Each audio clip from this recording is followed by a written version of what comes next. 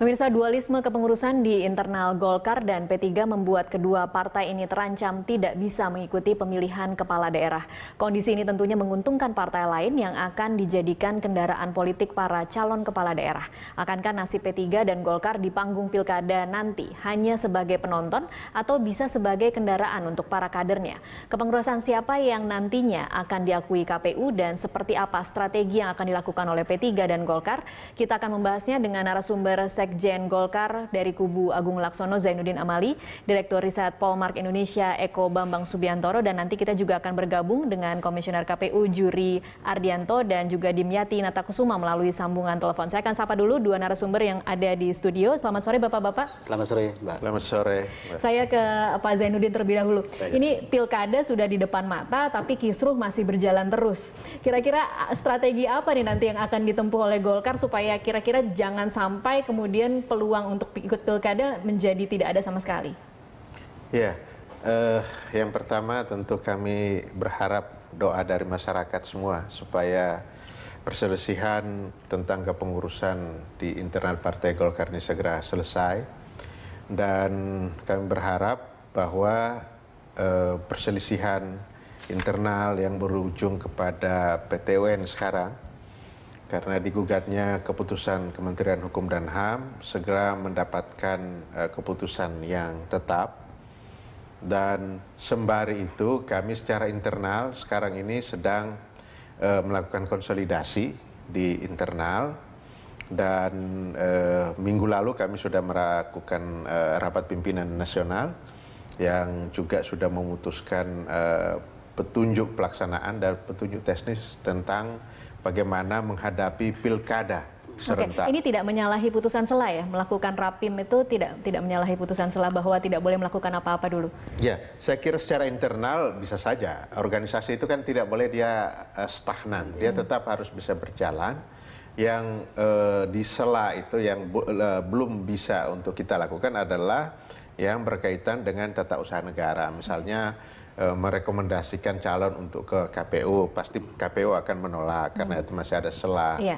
Kemudian berurusan dengan Kementerian Dalam Negeri yang berurusan dengan dana bantuan parpol, itu juga kami tidak lakukan. Kami tahu itu masih dalam posisi celah. Tetapi hal-hal yang berkenaan dengan kegiatan internal saya kira harus tetap berjalan. Oke, secara logika sederhana ketika dihadapkan dengan jadwal bahwa harus melakukan atau memasukkan nama-nama calon pasangan selambat-lambatnya Juli kira-kira, kemudian pilihan sederhananya kan adalah islah nih Pak Zainuddin. Seberapa besar sih peluangnya atau sudah sampai mana sih sebenarnya usaha yang dilakukan oleh kubu Agung Laksono untuk terus mencoba mengakomodir kubu dari Ical? Ya.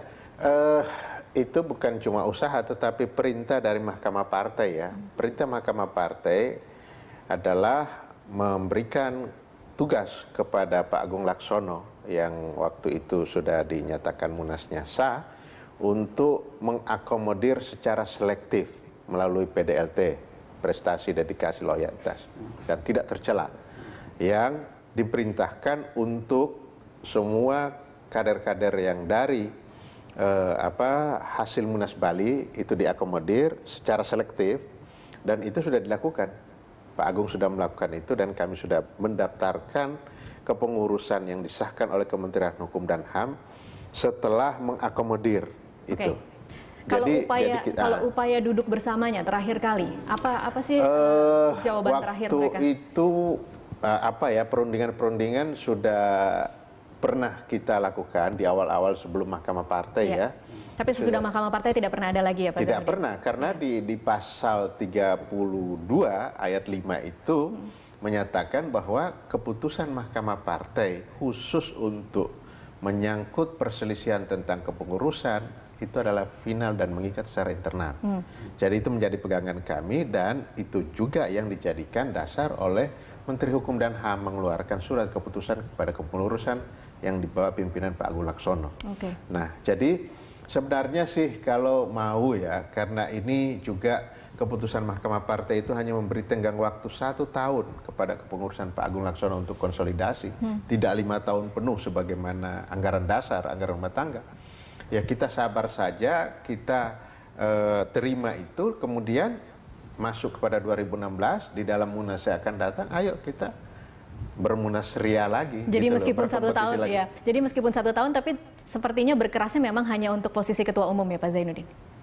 Iya, jadi perintah Mahkamah Partai itu 1 tahun harus mengkonsolidasikan. Kan sekarang tadinya kami itu melakukan konsolidasi dari pusat, provinsi, kemudian kabupaten kota. Ya. Tapi oleh Mahkamah Partai itu dibalik dari kabupaten kota, provinsi, baru ke atas. pusat. Okay. Nah, itu yang sangat substansi yang harus pekerjaan berat buat kami ya, buat Pak Agung dan saya untuk melakukan itu. Oke, dan tidak ada statement apapun dari kubu Ical menanggapi hasil ini atau kira-kira bisalah ketemu di tengah kalau ada persyaratan tertentu misalnya?